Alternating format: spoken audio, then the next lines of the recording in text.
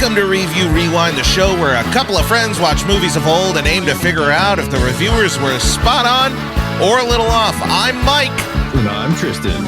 And this week, we're talking about we're going to steal the Declaration of Independence. That's my Nick Cage. It's okay. It's okay. It's a good Adam Sandberg doing Nick Cage. Yeah. We're talking about national treasures. How you doing, Tristan? Doing all right. How are you? I'm just being the king of transitions. That's all. Oh yeah. Oh yeah. Anyway, this movie was directed by Jon Turteltaub. No. Turtle. It's not any better. Okay. Produced by Oren Aviv. Oh man, this is not going to be my night. And Jerry Bruckheimer. I'm not going to care about really these. Mess up Bruckheimer? Yeah, I did.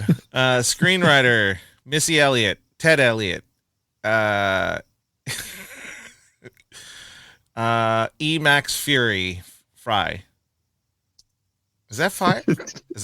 What is that? How do you say that? Frye. Sorry, Frye? Yeah. Okay. Yeah. Why don't you read the names? Because I'm not going to do. Sorry, I was looking up how to say turtle. Turteltaub. Turteltaub. Oh. Okay. Where'd we leave off? Marianne. No, Jim Kouf. Wibberley. Oh, Jim Kouf. Marianne Wibberley and Cormac Wibberley. Oh, they must man. be related. Good old Distributor. Good old Cormac. Cormac is an interesting name. It's an interesting name. Yeah, it was someone who really liked corn and mac and cheese mixed together, so they were like Cormac. Oh yeah. Weird. Do you want me to keep going or no? I think I can make it. Distributed by Buena Vista Pictures. Production. That means good view. Yes. Someone took Spanish. Production company. French. Oh, Saglez-Lou. Declaration Productions, a little on the nose. Touchstone Pictures, Jerry Bruckheimer Films, and Junction. It just says Junction. I don't know what that. Did I copy something wrong? It's a fun energy we're bringing today. Yeah, I'm feeling it. Did I copy something wrong? No, it just says Junction. Is that a production company? That's like naming a production company. Just stop. Just a word. No anything. Are you looking it up? I was looking up Declaration Productions Inc. to see if it was specifically made for. It's propaganda, right? Like this whole movie is just propaganda. I don't know. My brain hurts. Rated PG for some scary images and action violence. Genre, adventure action. Original language, English, but not the Queen's English. Release date, November 19th, 2004, the most patriotic time of the year. Budget, $100 million. Good God. That's a lot. That's a lot. It grossed $173 million in the U.S. and Canada, and worldwide about $350 million. I have to imagine home sales. It made something back. Mm-hmm. Starring Nicolas Cage, Harvey Keitel, Jon Voight, Diane Kruger, yeah, Sean Bean, Justin Bartha. Sheen Bean. Yeah, Sheen Bean. And Christopher Plummer. Yep, that's all I got for that. Nice. Ah, son of a... Recap Rewind! And now we transition to the Recap Rewind, where one of us recaps the movie, and we rewind or something. I'm going to interrupt you real quick. Go for it. Of that $100 million, Nick Cage got paid $20 million. Oh, so the budget was mostly him. Yeah. Well, not most. I mean, it's not even half, but it's still a lot. I mean, as far as like No, yeah, you're right. I was wrong. I was trying to I was going to try to justify it and I couldn't. All right, here we go. In this dystopian crime drama, and by dystopian I mean mid-2000s pseudo-Disney live-action film, and by crime drama I mean there's crime and a whole lot of drama. Hoodang. The adventure starts with young Nick Cage, I mean Benjamin Button, I mean Benjamin Gates, and he's looking in an attic where he shouldn't be looking. He's caught by his grandfather, old Creaking Gates, Christopher Plummer, who tells him the tale of how the Gates family founded America. No, that's not right. He talked about how his grandpa was at the right place at the right time to get the secret code from a dying guy who did some founding father stuff. Ben is then obsessed with finding the dead guy's stuff from the details his dead grandfather was told by his dead grandfather, who was told by his dead dad, who was told by that dead forefather that I mentioned before. We fast forward to regular age Nick Cage, where he is ice fishing for a boat with Boromir and a bunch of seedy-looking fellas, and Riley, Justin Bartha. Ben is now, 40-something, and he's a distinguished diver, historian, and apparently a lunatic. In some circles. Oh, the drama. And Riley is a all-nonsense tech guy. That's right. No nonsense. All nonsense. Yeah. Oh, and I forgot to mention, there's a treasure that the Freemason had that they were trying to keep the damn dirty ape hands of the British. Wait, is Planet of the Apes an allegory for colonialism? Anyway, Ben is doing this with the help of Ian, a British man with money. I think that's all they're setting up, that he's just rich. They find the boat that is now in snow and search through loads of gunpowder to find a pipe. A smoking pipe. But like the kind you smoke, not like a smoking gun, but like a pipe that you not like a plumbing pipe. Anyway, on it is an inscription that Ben, for whatever reason, uses his blood to transfer over to paper. He's just got a fetish. I don't know. They realize the next clue is on the Declaration of Independence, and Ian admits he is a criminal, not just rich, but dirty, stinking rich, and will steal the Declaration. Ben argues, a tussle ensues, and gunpowder is lit. The bad guy locks Ben and Riley in the boat. Ben uses his superpower, history, and knows a secret passage, and they escape while the bad guys think they die. Sort of. They don't really... Actually, they don't. Like, they're not surprised when they see him again. They're not like, oh shit, that guy's alive! No, it was more of like a, oh, you got here before me. Right, which it should have been, wait, how did you survive? I thought you were dead. I just realized that right now, that reaction was completely missing from this movie. They both plan to steal the Declaration. Ian will be a criminal about it, but Ben, he warns the FBI, and they think he's crazy. Then he warns the person in charge of the Declaration, a hot chick. Well, that's how Riley describes her. She is Abigail Chase, the director of the Declaration. Anyway, she thinks they're crazy too, but Ben's history knowledge piques her interest, and Nick Cage crazy eyes kind of, turns her on or something. I don't know. There's a weird chemistry in this movie. So Ben is able to steal it. The Declaration, that is. But only kind of before Ian's gang gets there and finds him right when he's trying to leave. A gunfight ensues. And what I mean by gunfight, I mean Ian shoots at Ben. But Ben has the DOI, Declaration of Independence, under bulletproof glass and protects himself while escaping. Abigail figures out and chases Ben outside. She figures it out. She figures out the plan. I left out a word when I said that. She's able to wrestle the Declaration out of Ben's hand, and Ben and Riley drive away.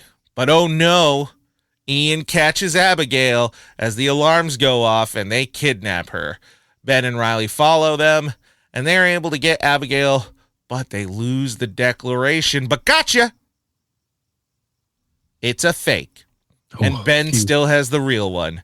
Ben, Riley, and Abigail, now forthwith referred to as the Trinity, now argue about the declaration and realize that Ben's plan is busted because the FBI is going to go to his house because he used his credit card because the 2000s had that kind of technology.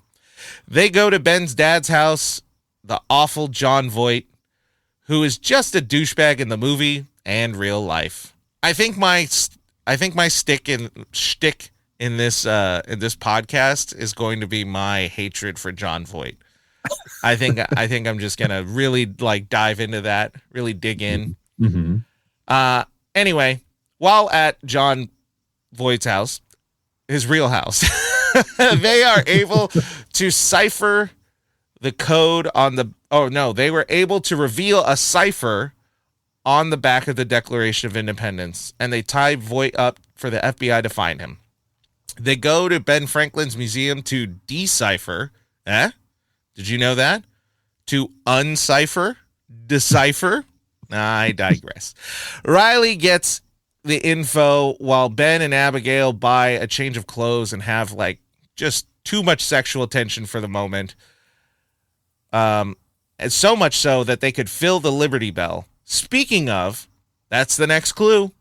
They do a bunch of expositional gymnastics and get some glasses that Ben Franklin invented to look at women or something. He was a notorious womanizer, so that's a solid reference. Speaking of solid, they find some solid clues leading them to the church, but they are interrupted by Ian. The Trinity splits up in the Trinity Church. Oh no, before the. Anyway, they essentially Ben is arrested and Ian gets the declaration.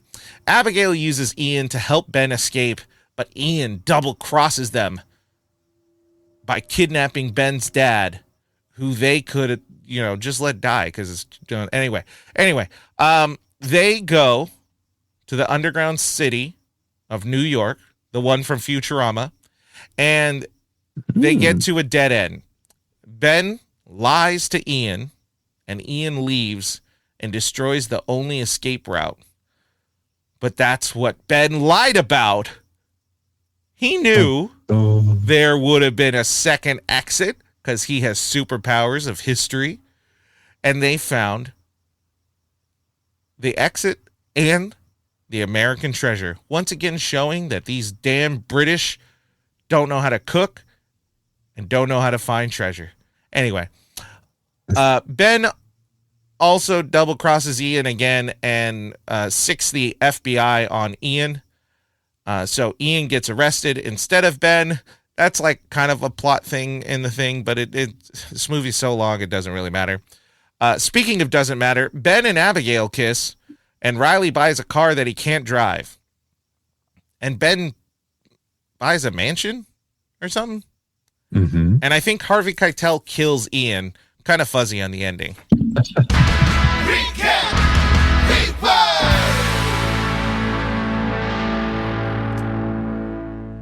Yeah. Wow. I did not care.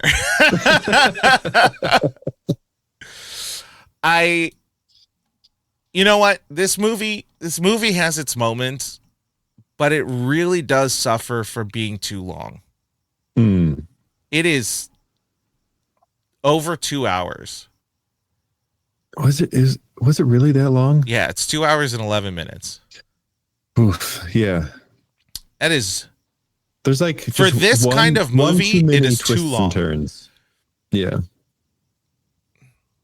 And some of them, even in their own context, don't really make a whole lot of sense. But anyway, what do you think of the movie as a whole?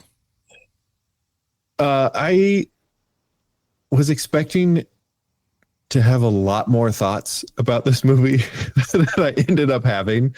But I think it's just like remembering back to it and then watching it again, like it's fun. Yeah.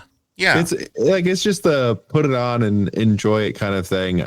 I think the idea of it is it's a fun, like kind of modern day treasure hunt kind of thing. Yeah. I think it's one of the few treasure hunt movies where it's like a race to find the treasure, where for the most part the race makes sense.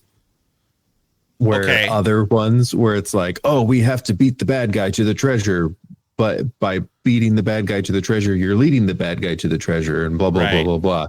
This one is like, he has to find the treasure because he's being chased by the FBI.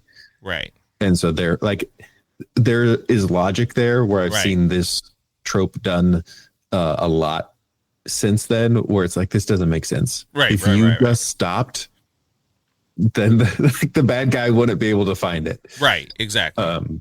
But this one, they laid it out in a way that's like, okay, he has motivation to they try to make it seem like a Beautiful Mind kind of thing. Not beautiful, not the movie per se, but like, because Abigail says like, oh, people don't really talk like that anymore. And he's like, they think it. It's like, okay, calm down there, buddy. Yeah. But it does feel, one, he has to find it for his own sake, for his own reputation, for his own mentality, I guess you could say. But then on that note too, he has to find it because this will kind of guarantee his freedom. Yeah. And that's where the motivation is like, okay, that's good motivation. Yeah. His reasoning for stealing the Declaration is because he has to do it before the bad guys do. Right. So that makes sense. Which is the grand. But by doing that, it then sets in motion why it all has to happen now. Right. Otherwise, he could have done it at his own pace. There was no stress. There was no worry. Right. But because the bad guys were after the Declaration, he had to steal it. Now that he's stolen it, he has to find the treasure, or he's going to jail for life. Right. So, yeah, I this is a thing that has bothered me in a lot of recent media that has done the same thing. I think even in the TV show, a couple of years ago, there was a National Treasure. There was a National Trevor show. There's a National Trevor made for Disney Plus, and I watched that, and I think I don't really remember much of it, but I think it fell into the like, oh, it's a race and we have to get there first, but by getting there first, you're leading the person, and so that like there's no deeper motive to it. And there was also, if you watch the last season of Star Trek Discovery, it bothered me so much, but we're not talking about that, so we're not going to get into that. But basically, when this is a good version of it. I mean, we could. I'm not going to fight you on it. I mean, if you want me to go down that, we can. But we're here to talk about National Treasure. And you know who's a national treasure? Who? You, Mike. Oh, thank you. Yeah. Aw. You thought I was going to say Nick Cage, but it's you. I will say Nick Cage kind of does carry this movie in a big way. What's his name? Justin Bartha. He's fun. Yeah. It's like the writing. I'm going to say, was it one person that wrote it or a bunch of people who wrote it? A bunch of people. Yeah. It's like the writing team was like, this guy right here, he's the comedic relief. And then anytime Riley talked, it had to be a joke. Mm-hmm. And I don't like that in characters. Yeah. His jokes were good. I kind of liked his jokes. His jokes were fun. But I don't like when a whole character is just comic relief. Mm-hmm. They needed to develop something in him, and they didn't. Yeah, I mean, the problem, I think the problem is Nick Cage is so serious. and Abigail Chase is so serious that they had to make somebody who had not a single serious bone in his body. Right. But because of that, it's your characters are only one thing. Yeah. Yeah. But I mean, watching this movie, I think, is a good example of why Nick Cage was huge in the early 2000s. He's super fun in it. Yeah. Like, he's believable as a disgruntled historian. Because he kind of is a disgruntled historian. Like, I think in real life, he spent most of his money on, like, fossils. Yeah, like castles and fossils and stuff. Yeah, so it's right up his alley. Yeah. So it's believable. This is a better character for him than being Ghost Rider. Whoa. Did you see the sequel? No. Okay. Well, maybe. I don't remember. Let's calm down then. Because the sequel is all Nick Cage and no Ghost Rider. I'll tell you that much. Is he even in the sequel? Yeah. Yeah. It's not like The Punisher, where every Punisher movie is a different actor. Yeah, that's right. You know, there are certain characters that he rocks. We're going to watch it later this year, but he's in The Rock, and he's a fun character there. I'm trying to see what other movies. Did you ever watch Next? Yes. He plays an illusionist. And yes. Yeah. Sorry, I had to remember. That's the one that was actually filmed. I remember being in high school and they're like, Nick Cage is filming a movie around here. And I was like, oh. Oh, yeah. There would be. And that's right up his alley. And then it's a bad movie, but it's right up his alley. Yeah. Then there's also movies that are crazy concepts. And I feel like if you have a crazy concept, maybe you can't like have him too. Like you need someone less crazy if your concept's crazy. Like Knowing. I don't think he was great in Knowing. I'm trying to remember. He was good in Kick-Ass. Oh, yeah. Okay. Did you ever watch The Sorcerer's Apprentice? Yes. I vaguely remember it, though. It's a train wreck of a good time. He is in the second Ghost Rider, which is just wild. I'm still shocked he was in Left Behind. And I say that as someone who went to a school that the guy who wrote the Left Behind books started. And he was crazy too. And then later in his career, it seemed like every movie was made for him. Yeah, it really seems like nowadays people write movies for Nick Cage to be in. But like crazy Nick Cage. Yeah.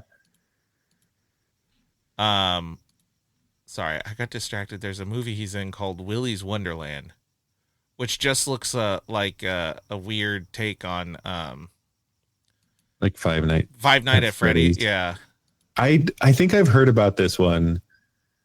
And I think what I've heard is he is a fun character in it because he just gets to be the craziest version of himself.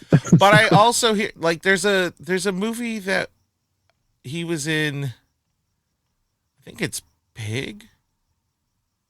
There's a movie where he plays kind of like an off-kilter person, but it ends up being kind of good. Yeah. The Pig is the one where he's like his pig gets stolen or something and he has to go. And then he's kind of good in The Unbearable Weight of Massive Talent. I think that combination of him and Pedro Pascal kind of makes it work. And then he's just crazy in other things. Like he's in Face Off, he's just crazy. Like he's just an insane man. I am intrigued. Yes. To see, because they're making a live action Spider Noir. So he was the voice of the Spider Noir. Is he playing Spider Noir in the animated Spider-Verse movies? Right. But they're making a TV series. I think it's live action, and he is going to be Spider Noir. So I am very intrigued to see what that's going to be. Spider Noir. That's just gonna be weird. Yeah. Anyway, it'll be a good time. Okay, so let's just kind of break it down. I feel like where we've been going recently, or the last episode, and I think it was a good place, is we just kind of go character to character, see where we're at with them. So Benjamin Franklin Gates, I think the character works, and I think Nick Cage works as the character. Yeah. I do think his history is a superpower. Like it truly is. Yeah. I think it's just a answer all. Him just being able to look and be like, oh yes, this is the blah blah blah blah blah. Right. Blah, blah, blah. They gave him that little moment in the department store. Yeah. Yeah. And he was like, oh, you're gonna like this. Yeah. It's like, whoa, calm down, buddy. Oh, yeah, that moment. Yeah. Yeah. I thought you were talking about when Riley's like, you don't know this? Oh, right. That's that is actually a genuinely very funny scene where he's Riley said, he goes like, is this how you feel all the time? Is this how you feel all the time? But yeah, his moments where he's lacking in an answer feel forced. Mm-hmm. You feel like, oh, he's gonna get it. It's fine. Yeah. And that's where some of that is really hard. You want to build a character who's really good and everything, but you also want to build in aspects where they don't always get the right answer. Mm-hmm. And, I don't know if it's because I know the outcome now because I've watched it multiple times. Right. But when they get left behind. Oh, Ian is like, tell me what the next clue is. And he's like, I don't know. And then he's trying to give this feeling of like, we failed. Right. And as an audience, I don't believe it. I'm like, right. He knows the answer. And then they get into the next room where there's nothing there. And it's like, yeah, but come on. Yeah, they needed to make him fail. Mm-hmm. And he never failed with his answers. Like, getting caught wasn't a failure per se. Mm-mm. Because it wasn't the fact that he didn't have an answer. Yeah. It was just, an inconvenience of sorts.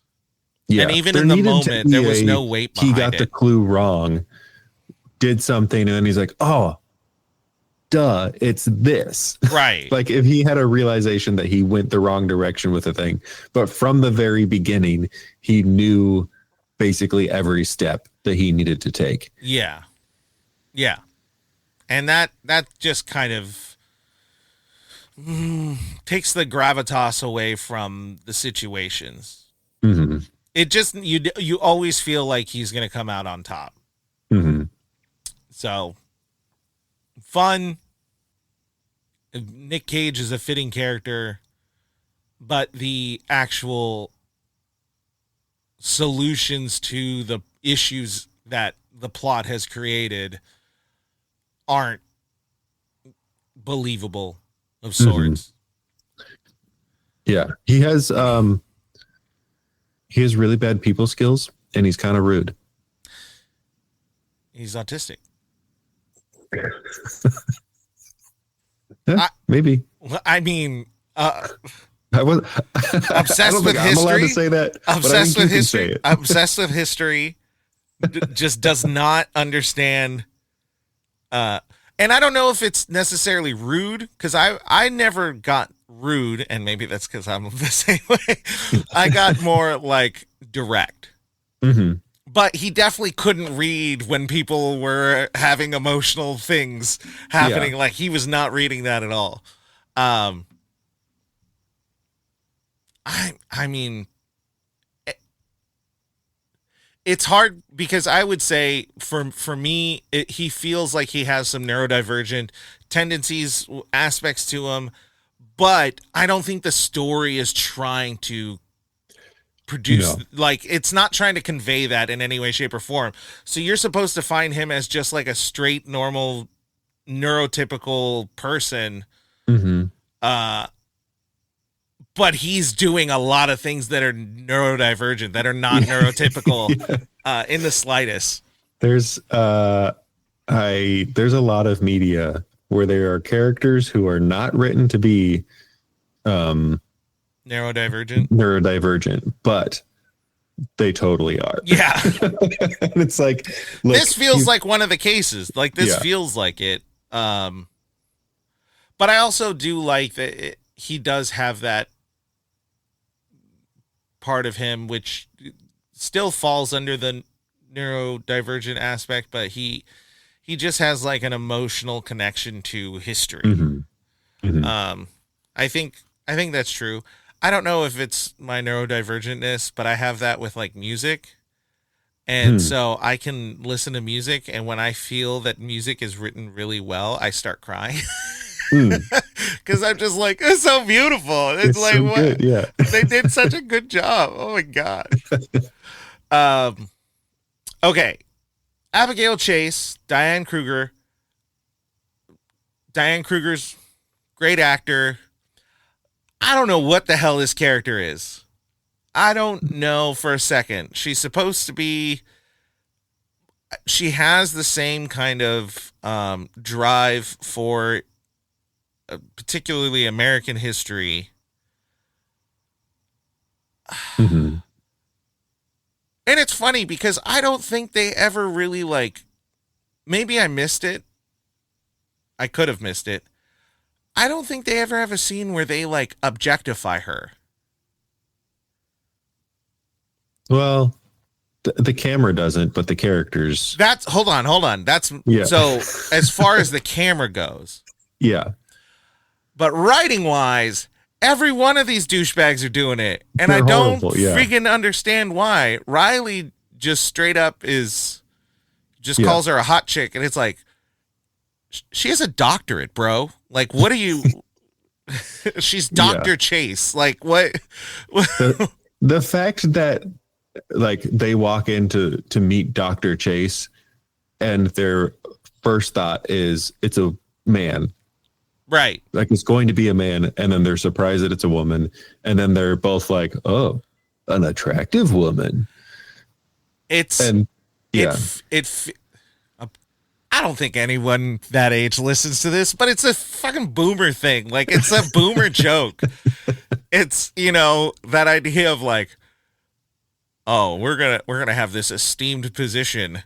They're gonna think it's a man, and then it's not gonna be a man. I mean, there is the joke that is the, like, a man and his son are in a car accident, and the man dies, and the son is taken to the hospital and has to have surgery, and the doctor comes in and says, I can't do surgery on this, on him. He's my son. How is that possible? And, like, everybody's like, I don't know. His father's dead. And it's like, because it's his mom. Can you say that again? Apparently I wasn't listening because I was like, what? I didn't set you up for the riddle, but basically, there's a man and his son are in a car accident. The man dies, and the son is rushed to the hospital. And Oh, the doctor is the. Oh, the got doctor it. comes in and says, "I can't perform the surgery. That's my son. How is that possible?" Right. Okay. The doctor is the mother. Yeah. Sorry, I somehow missed something, and I was like, Huh? I mean, the mother could have been nowadays the man. Like, I don't. What am I confused about? That's why I was confused. I was like, wait. Yeah. It could be a same-sex marriage, and so it's his other dad. Somehow that's worse. I don't like. Not worse. I didn't mean to say worse. More confusing. Which that riddle doesn't work nowadays. No, it worked a while ago, but like the kind of interesting societal implication of that joke is that most people will automatically be like, I don't know. And then you're like, it's his mom. And they're like, oh. Right. So societal implications of certain positions of stature solely reserved for men. Mm-hmm. But then she herself is very smart Mm-hmm. and very capable. Mm-hmm. I just don't know how she's getting won over by these idiots. Like, I don't. Ben Gates is very historically smart and all, but he's kind of a dum-dum.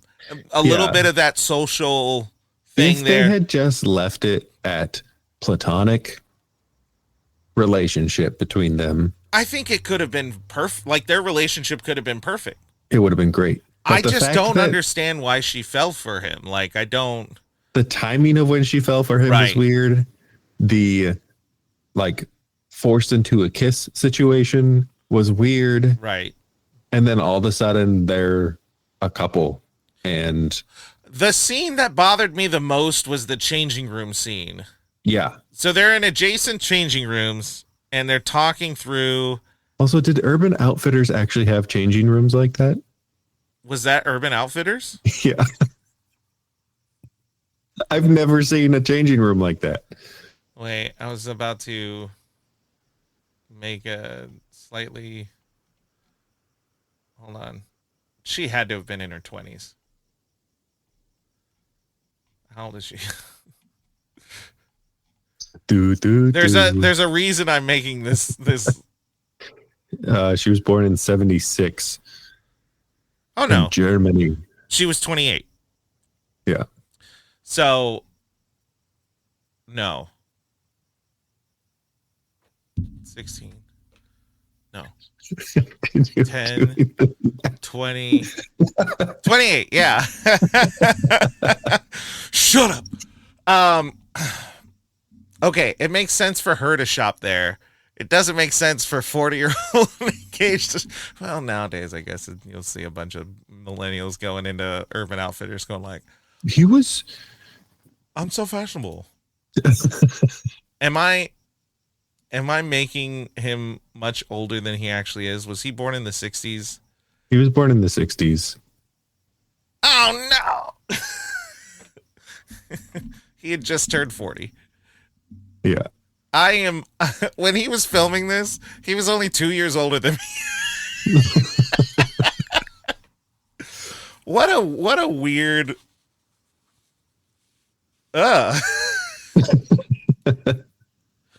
Alrighty. Now that I've just been the worst ageist son of a gun on the show, I didn't realize Urban Outfitters was not just like a young hip place from the get-go. It's like if they went to Hot Topic, like you'd be like, you guys don't belong here. It's okay, but you don't. I don't think you belong here. Yeah. Oh, one time, I had moved to a town I'd never been in before, and I was just looking for a job, and I was walking through the mall trying to find places to apply to, and I walked by a PacSun, and I wasn't in California, and I was like, PacSun's from California, and I'm from California. And I walked in and was like, are you guys hiring? And they're like, really? And I was like, never mind. And I just walked out. So nice. Yeah, that's my fun. My fun. Did they really say that to you? Yeah, they looked at me and they're like, really? Ooh. Ouch. I was like, okay, so I do not fit the demographic. Got it. It's okay. I dress like a cholo that's clothes actually fit, but I play in punk bands. So like, it looks aren't everything. So just to kind of close out Abigail, really missed a big thing with her character, just trying to like shove this love interest story. Oh, right. I got locked into the Urban Outfitters thing. So they're having their like conversation and she makes this, which, I mean, maybe like a normal question. I don't know. But she's just saying like your dad says there's an emergency. You say there's an emergency. And the first thing your dad says, I'm pregnant. Like, what is that? What is this little thing? And then he says that it sounds like he's saying Jon Voight is a conservative prick. I mean, his dad is a conservative prick. But says if you've had more than one relationship, you're promiscuous or whatever. Mm-hmm. And then he says his stuff about history or his, I just wanted to not be just in my heart and head. And it's like, you need to go see a shrink. Like you need to go see a therapist, buddy. But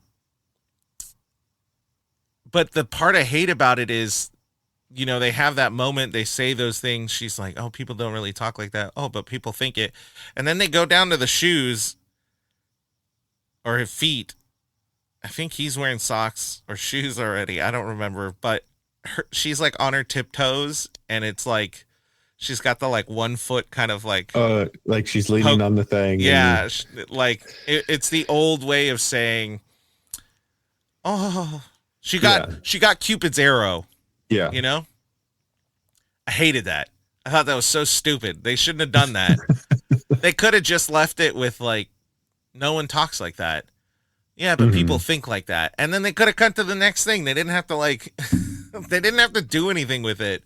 And then I feel like they really forced that romantic relationship in a movie that really, truly didn't need it. It didn't need it.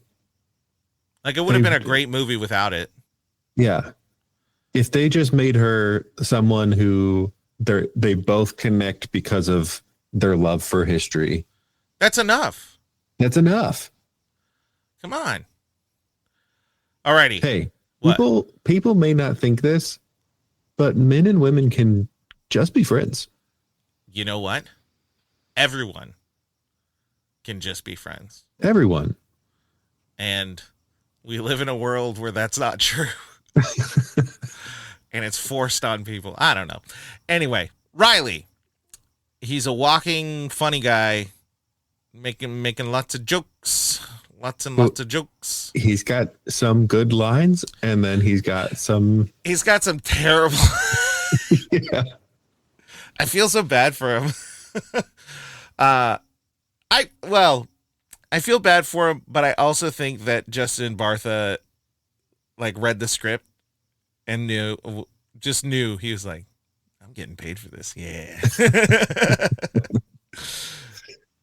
And he got paid. And that's all that matters, Yeah, there was no character development whatsoever. He was the same from the start to the end, making bad jokes, being or trying to be more awkward than Nick Cage, which is just it's a monumental task. It's really strange that there's no character growth or development for anybody except for maybe Ben's dad.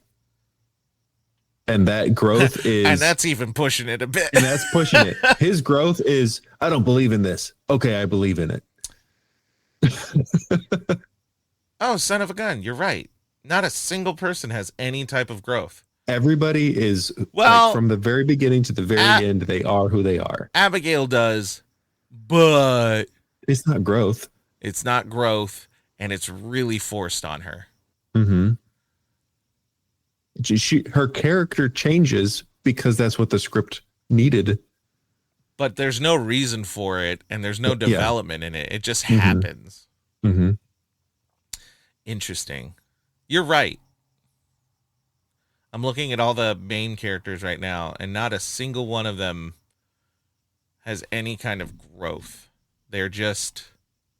But, I mean, now that I've said that, looking back at other movies that are very similar to this, like Indiana Jones, we don't necessarily see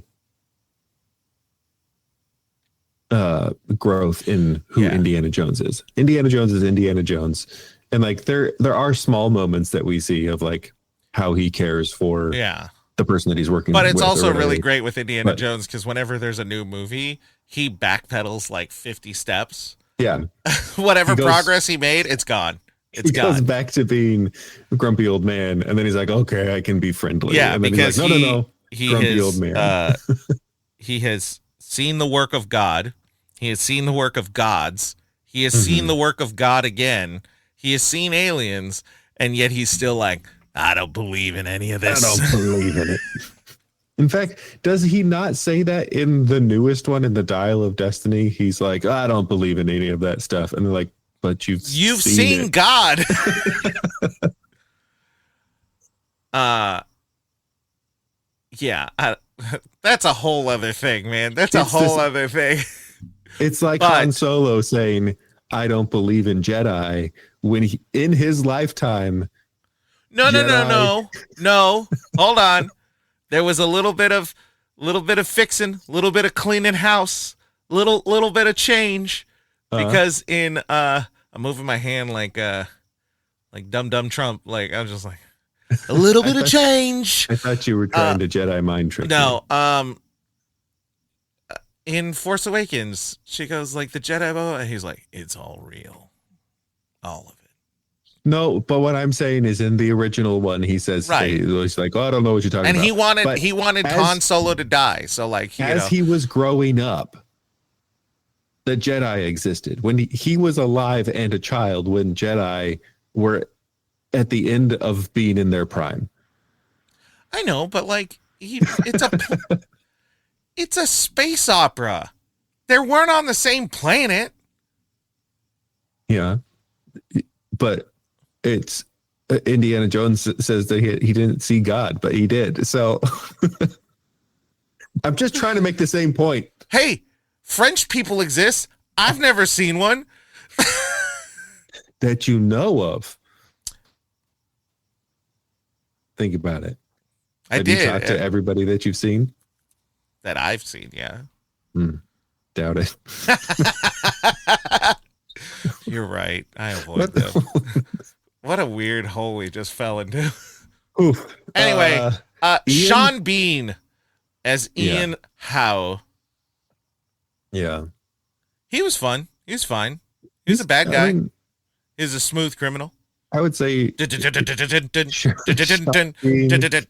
is usually pretty good to watch. Yeah. They did the right casting with him.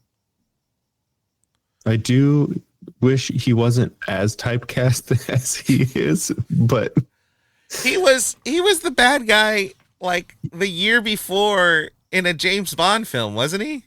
Yeah, he was 006 in Yeah, so like it's literally so you're like, it's literally like this movie took 006 and it was like, what if we just gave him like a side project?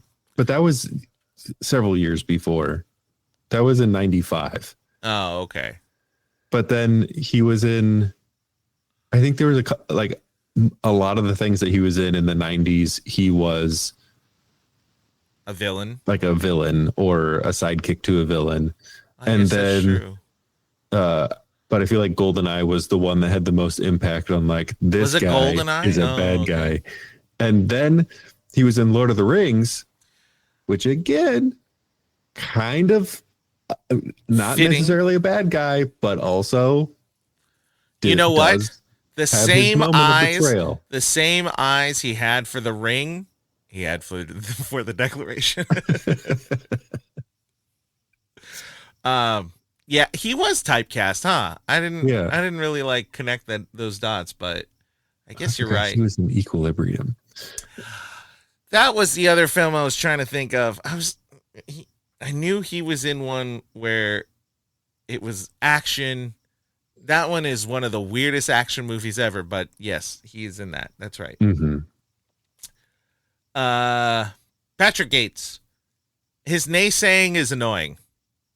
Yeah. He feels like a douche. Like Can I just I have this character is the character that I have an issue with in the world building of this movie. Oh, I'm intrigued. Please. It's for a really dumb reason.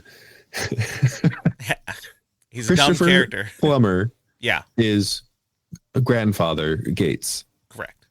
His name is John Adams Gates. He is a believer in this national treasure. Why did he name him Patrick? He names his son Patrick. His son is the Gates who does not believe in this whole thing. His son who does not believe in this whole thing or has given up belief. At some point in his life, he did believe in it. And after 20 years, he was like, I'm done with this. This isn't real. He names his son Benjamin Franklin Gates. Right. But that was at the same time that he still believed in it. But because the understanding is him and his wife, Ben's mom, they adventured together. So that was I just don't understand the Patrick part. That's what I'm saying is like, it would have made more sense for Nick Cage's character to not have a name that is. They could have called him George. Yeah. Like Jon Voight's character could have been George Washington VIII. Yeah. You got John Adams, George Washington, Ben Franklin. You got the trio there. It's as if maybe you call him Tommy Jefferson. They just wanted to like break he's Patrick Gates and he doesn't believe in the treasure. But blah, he blah, believes in starfish. But he believes in SpongeBob. I didn't really like that reference either. No. So there's my really dumb reason for his character not making sense. The other character that I got really annoyed with, simply based on names, is Harvey Keitel's character, Sandusky. What what is it with naming detectives? What are we doing? Wasn't this the case in Heat? Wasn't there a Sandusky? Well, okay. Sandusky in this Sandusky, one. yeah. But Sandusky. Bring back Heat. I think it was Sandusky too. Or something like bullishly detective. Bosco, that was it. Oh, stupid. There's just certain names that are the 90s. The 90s were filled with references to the 60s that don't age well now. Because maybe Sandusky is like a common one. It feels like a Midwest name. And then you got Harvey Keitel, who maybe based off what I've seen him in. No, he was born in Brooklyn, New York. No, heck yeah. Like he's a New Yorker. Why do we keep doing this? But anyway, Sandusky, Bosco, like these are all from like 60s detective shows. And it just feels odd that the 90s and 2000s were full of movies that were just like, hey, let's recycle that name. That's a good name. I think it's funny. Like this one, was on the East Coast, so it makes a little bit more sense. But it's just really funny that like cop names are New York names. Like even if you're on the West Coast, they're cops. Yeah. They're from New York. Right. And yeah, because they're in DC. Mm-hmm. Speaking of names, they're trying to say that Abigail Chase she's German, right? The actor. No. I know the actor is, but they make because he says Pennsylvania Dutch accent, and she says something or other German. Something German, which is a like American descendant of German pilgrims. Chase just feels like an odd name. I don't know. Yeah. Anyway, Sadusky as a character just gets kind of thrown in there. He just seems he's just kind of there. Maybe it's how Harvey Keitel acts. I don't think so, because he's really good in other movies. He just doesn't seem to care. Like he just really could care less about solving this case. And even when they catch him, he's just like, look, this is how it is. You're going to jail, or you find the thing and you're going to jail. It's just what it is. You know, he just doesn't seem to, he seems very, you're getting a check for it, man. Mm-hmm. You know, that's the only thing I can say for that. And then everyone else is, you know, like a goon, or an agent, and then that sums up. What did you think of the movie visually? So we like to speak on that. Yeah, I think it's well filmed. I mean, it very, very much has the Jerry Bruckheimer look and feel to it. Right.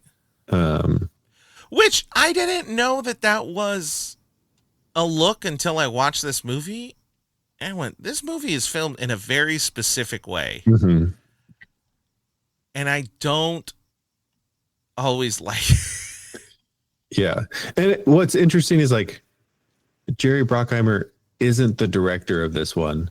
No. But it still has a look of a movie that he was involved in. Right. Let's see. What did this Turtle Cub? I'm not going to get his name right, because I don't care. I am disrespectful. So wait, like how do I? No. God damn it. I guess Jerry Bruckheimer he's only a producer. But yeah, but there's okay. Like his wow! Oh my gosh! Movies have this guy. So Jon Turteltaub. I still think we're saying that wrong. Okay. Three Ninjas, the original. Cool Runnings, Phenomenon, From the Earth to the Moon, The Kid, National Treasure, Cool Runnings, National Treasure 2, and then he did The Sorcerer's Apprentice, and then he moved on to TV, and then he did The Meg, the Megalodon movie. Uh-huh. What the fuck? There was what a weird like filmography. He was the executive producer for Rocket Man. Remember that movie? With the what's his name? With Harland Williams? Yeah. Really? Yeah. Oh, he can really pick him, huh? You're right. There it is, right there. That movie. Wow. Wow, that's a movie I forget about, but then sometimes it just comes right back at you. Whenever I think of Rocket Man, I think of Dumb and Dumber when he drinks the urine. Anyway, watch Dumb and Dumber, you'll get it. This movie feels like it was filmed specifically for the screenshots. Like the framing, everything everything feels like a photo, but like a wide photo. And there's so many shots that are like perfectly framing National Monument within the thing, which is like fun. It's kind of the shtick. It's very much America kind of movie. Yeah, but you got to say it like Nick Cage. You almost had it there. Yeah, America. Just let's watch some Adam Sandberg. Anyway, yeah. Wait, I'm looking through some of the shots from the movie, and maybe I'm wrong.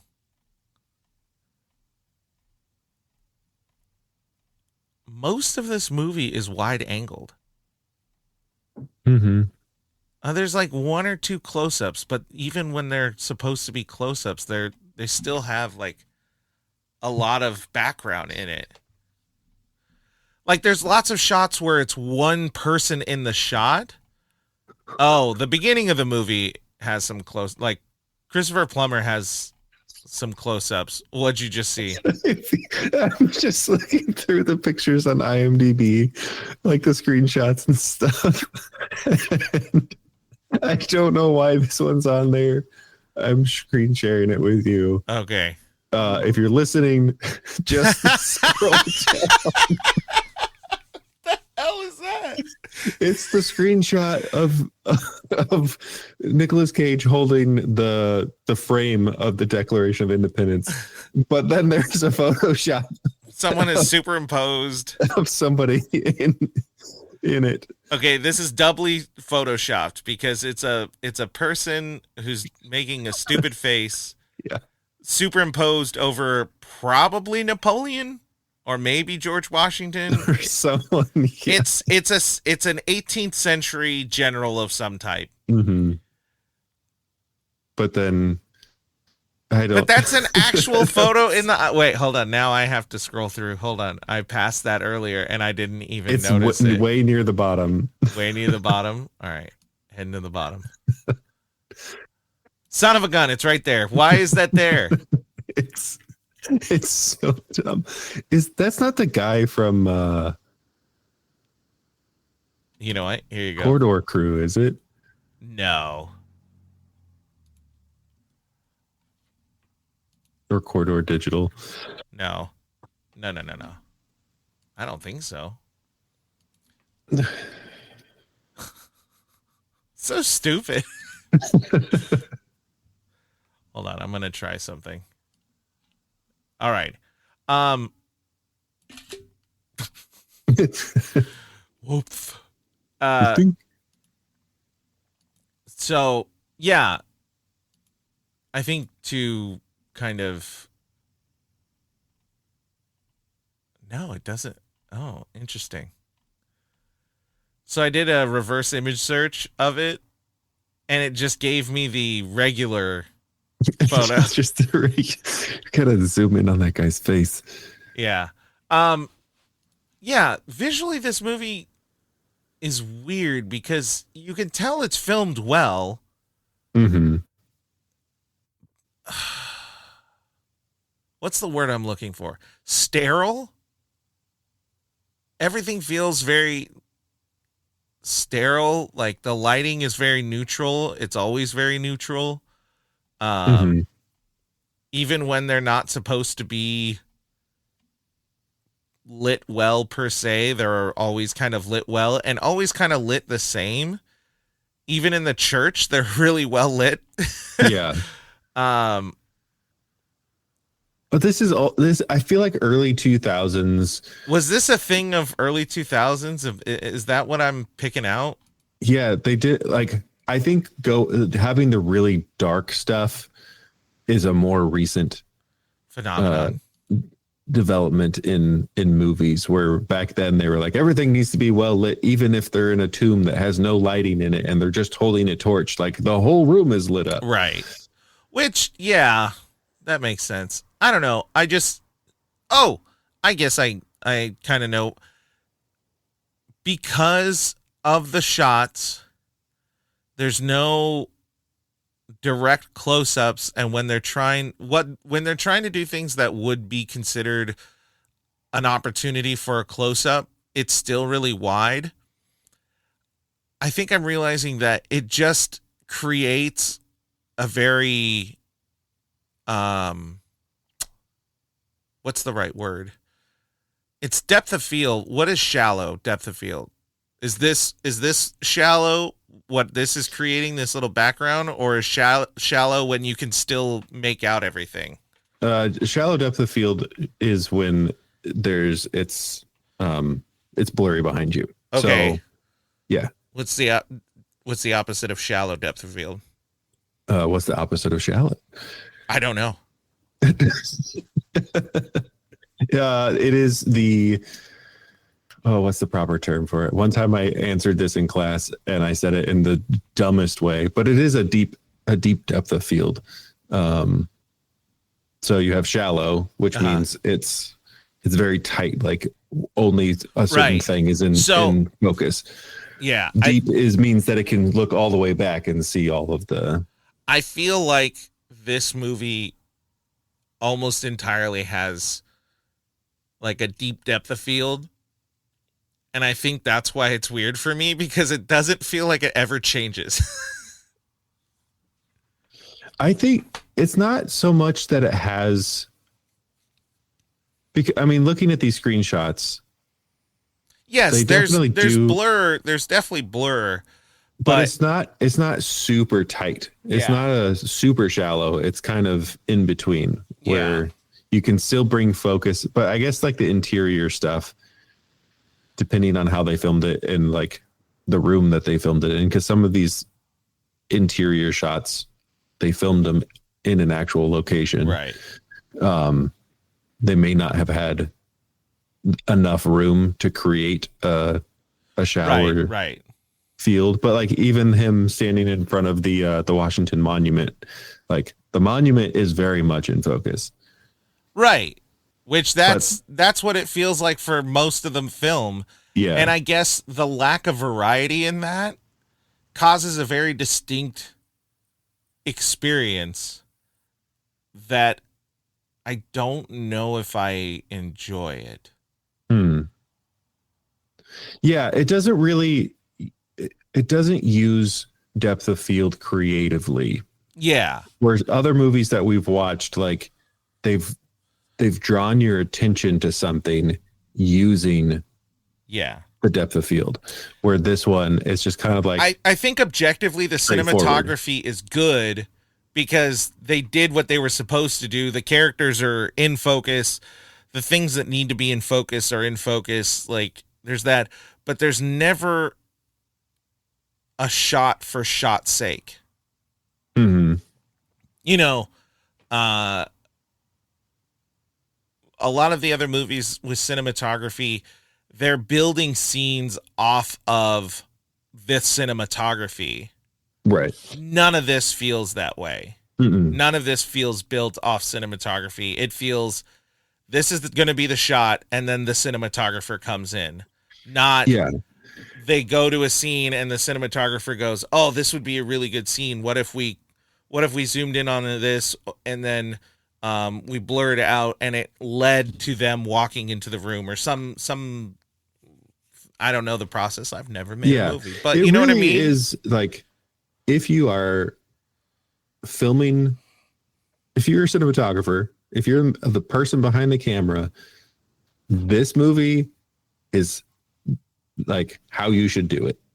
This is the kind of the baseline of this is what good cinematography looks like. It's compared to some of the other movies that we've watched recently, like it's not great cinematography, but it is this is the baseline of it's good. If you're gonna make interesting, if you're gonna make a bad movie, this is the minimum cinematography you should do to make it like viewable. Mm-hmm. And I mean that as far as like the writing's bad, the acting's bad, whatever. But if you had this kind of cinematography, it would always, no matter what, look like a movie. Yeah. Because it Like, did look like a movie. There were some scenes that felt very TV. Oh, maybe that's it. Some of this feels very TV. Okay. Yeah. And some of Oh. the sets feel like the set of them going down the stairs under the church. Oh, yeah. It feels very much like we just walked onto a Disney ride. I thought it was the Indiana Jones ride. Honestly, Like- like it just feels like the Indiana Jones ride. You can tell it's fake rock. You can tell it's all manufactured. That's one of the worst parts of the film as far as set design and everything goes, because the movie is so grounded on these historical sites, these real live action places, and then Real locations, yeah. this just clearly built set. I'm still looking at some of these screenshots and I'm baffled by the weird filters. Like the movie doesn't look like this, But the photos do. but the photos and photos from the movie, screenshots from the movie have these crazy filters on them. Like somebody, The like super high contrast stuff. the high contrast, the weird like sepia tone stuff. No, it's Zeppia. Zepia? Yeah. Get out of here. Okay. Bye. Like it's just weird. I'm gonna stop looking at this. You're right. This if you were watching a movie that had all of these shots in these forms, in this color gradient, It would suck. it would be a headache. It would absolutely be a headache. It wouldn't. There is no consistency in it, and these are all supposed to be shots from the movie. And I'll tell you what, there are movies that look like that. Yeah, that's true. We haven't seen them yet. Da da da da. But Yeah. So this movie looks kind of weird, but also it's done well. It's done well. The writing, I gotta say, there is. I made the joke in my little thing that I closed, so I'm already forgetting the word that I used. What is it? What did I say? Expositional gymnastics. This movie has a heck of a lot of expositional gymnastics where they're just like, I know they're trying to make it seem as though they're solving the riddles and everything, but there's a point where, like, even the daylight saving stuff, that whole scene, it was like, you guys could have done this a little more entertainingly or without so many words. yeah. Whether that was just to set up the Riley joke or not. Like, it's just, there's so much talking that doesn't need to happen. Yeah. The exposition is like from the very beginning of the movie. It's just like, It's exposition. here's exposition. Here's some more exposition. And I mean, in some ways, how do you do a mystery, a historical mystery, without somebody being like, oh, well, here is the historical significance of this blah, blah, blah, blah, blah, and the blah, blah, blah, blah, blah. Like, that's hard to do in show, not tell. Well, When, I think maybe what if, I feel like a good start of it would have been if when he was going through the attic, he found a book. He found a book that told that story, like a diary. mm, And then you don't have it literally as a person saying this information. And even though they created a live action flashback, it's still his grandpa telling everything. Right. There could have been variety in that instance, in that measure, but man, just a whole lot of exposition. Mm-hmm. And I don't know if the exposition always paid off. I feel like if you have to have exposition, it has to pay off in some way. And I just don't know if all the like conspiracy building that they had actually pays off in the way that they hoped. Mm-hmm. Yeah. So really long movie, but it's fun. It's fun. Yeah. I mean, I think the take on the conspiracy is kind of fun. Like, it's, I don't know. I think there's sometimes you can have fun with conspiracy theories and it doesn't feel like it's crazy. Right. And I think this was a good job of that. And it does encourage people to be like, oh, I'm curious about history. Right. But I don't know. It also is kind of like a little propaganda. Oh, like very much so. It's America sniffing its own farts and just getting high. Like just, there's a lot that is just kind of like, let's slow down, folks. Let's calm down. And a lot of British hate. Like legitimately, there's a lot of weird British hate where the British guy is the bad guy, right? The British are the blah blah blah. They're the bad guys in the original Treasure, like all that stuff. Well, that's the whole point of the Declaration of Independence, is that it was guys doing something that was wrong for the right reasons. Right. Oh yeah, good one. The right reasons. But also, they do kind of make it that there is technically like a deep state. Yeah. Yeah. Because Harvey Keitel he's part of it. He's part of it. Mm-hmm. So it's like, which brings up a whole, is he like a high ranking person in the FBI? Is that what we're supposed to understand? Or is he just like a detective? I don't understand what he is. Yeah. What's his rank in?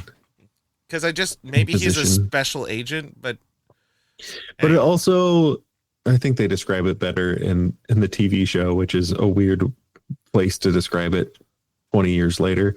But Harvey Keitel's in the TV show? Yeah. And he's still in the FBI? He's retired at that point. Oh, okay. I think he's in it. Yeah, he's in it. You getting your old New Yorkers confused? Robert De Niro. Yeah, he was in one episode. Oh, okay. He's like at the very beginning of it, and then I think he dies, and then they're like, "Oh no!" Right. He dies. Yeah, because he's old. Spoilers.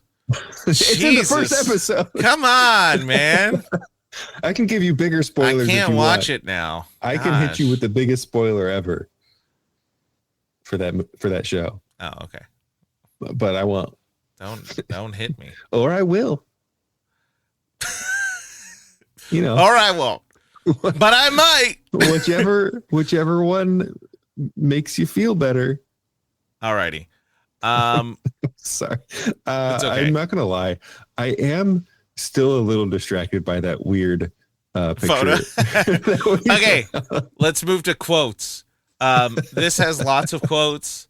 They are talking to Patrick Gates, and Patrick Gates is being the curmudgeon that he is, and he says to Abigail and Riley, and he dragged you two into this nonsense.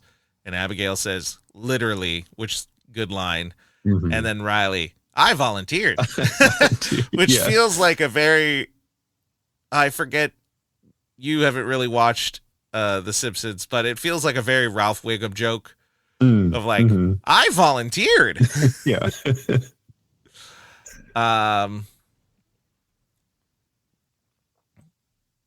I'm trying to remember some other ones. There are some good ones that I laughed at. Oh, there's not a quote. Well, sort of a quote, but an error in the editing. Oh. Let me push up my nerdy paying attention to something that nobody else caught moment. Do I need to make a sound thing for this? Be like, dot, dot, dot, error. Maybe.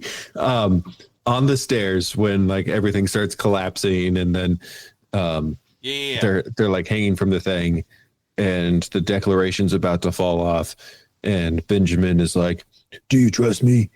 And she's like, yeah. And he like lets go of her and she falls onto the platform and then he grabs the thing and then he Tarzan swings down and she comes over and he's like, I'm sorry that I dropped you. I had to get the declaration. And she says, no. When she says no, there's obviously two takes. One is the wide shot, one is the tight shot. The audio that they're using is of the close-up, but they didn't cut the audio in time for the wide shot. So you hear her say, no. Oh, no. Really? Yeah. And I've never noticed it before, but because I was wearing headphones this time, I heard it and I was like, what? And I backed it up. So just a small... To the person who edited that scene, I found your mistake. You son of a bitch. And I will get you for it. What?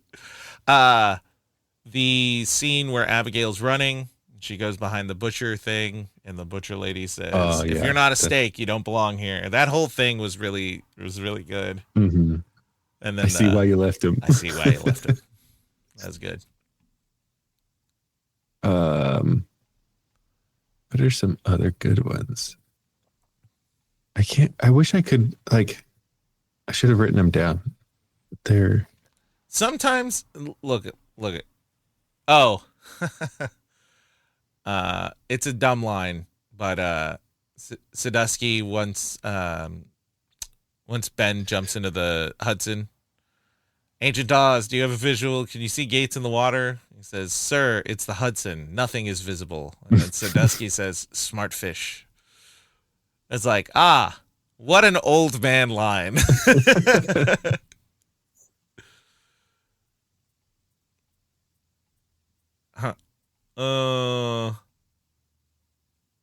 Maybe they're not. I think it's the one-liners. Oh, yeah. How do I look? Ben then says, not bad. And then Riley says, Mazel tov. Like, I don't know why that always makes me laugh. I feel like because I didn't write these down, because they're like very in the moment kind of quotes that are like good. And then like reading through these, it's like, I can't find it. I don't. Right. These are just words. Yeah, exactly. Well, some of the ones that, I don't know how do they vote it? I think it's based off, oh my God, there's 50 more. We're voting for them. Yes, they're in order of how they voted, which is a really weird order. Who votes on this? Like, what? I need to know who put stuff on this page, because one of the popular quotes is the trailer narration. Really? Yes. Where? In IMDb? On IMDb, it's right at the bottom. It's the last 2 vote quote. 2 vote. Oh my gosh! And it has one down vote, and it's the trailer narrator. Trailer narrator. It even says trailer narrator. All his life, Benjamin Gates has searched for the treasure no one believed existed. But what he thought was the final clue is only the beginning. Ooh. You just got to read it like a Rob Schneider film.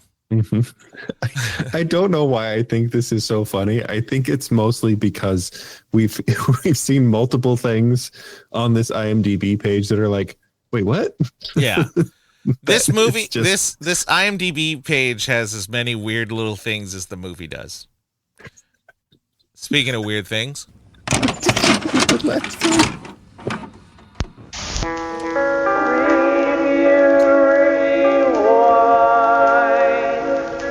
What did you say? This very last. Multiple people. The Declaration of Independence. 4 people thought it was helpful. 4 people were like, helpful. Oh my gosh. Oh yeah, I didn't see that because there's 12 more. Oh gosh. Oh, this is someone put I found something. Oh my gosh. This page needs a moderator. Yeah. Gosh, this is like early 2000s or late 2000s Wikipedia. Oh, I shouldn't. Also, I feel like a new segment should be lines out of context. Because the one right above the last one, I want to hold it. I feel like I'm so close I can taste it. It's like, what? Out of context, that is. Woo. Anyway, this movie is divisive. It has a 40 on Metacritic, 46 on Rotten Tomatoes, but 76 on audience and 6.9 on IMDb. This top one was legitimately the highest review I could find. Wow. So here's what the great top review has to say. Go for it. The Chicago Tribune gives it a 75. And it says, overall, the film is alluring, over the top, without being overcooked. Thank you, Chicago. And now a 20 from the Wall Street Journal. Disney's National Treasure is supposed to be a family-friendly... Is supposed to be family-friendly, a PG-rated action-adventure free of hard violence and bad language. That's admirable, to be sure. But with a friend like this, a family doesn't need sleeping pills. I don't understand. I don't like it. This is supposed to be family-friendly, but with a friend like this, a family doesn't need sleeping pills. I think they're trying to say that it's boring, but it's supposed to be an action adventure. Yeah. But the first part of it and the middle part are unnecessary for their joke. This writer was trying to be clever, and it comes off as this writer nonsensical. gets paid per word. Yeah. That's what I'm reading, because they could have just said Disney's National Treasure is supposed to be an action adventure movie. That's or like a PG action adventure movie. That's admirable. And then they could have just said, but it's not very actiony and there's hardly any adventure. Mm-hmm. That wasn't as good either, but why would you say with friends like this, a family doesn't need sleeping? Who's the friend? When was the friend family friendly? Family friendly, but with a friend. The movie is the friend of the family because it's family friendly. Okay. But with a friend like this, your family doesn't need sleeping pills. I'm going to say this. This review is worse than the movie. I give this review a 20. A 20. This gets a out 20. Of 100. I give this movie a C, like a hard fast C. Agreed. Right in the middle, 75.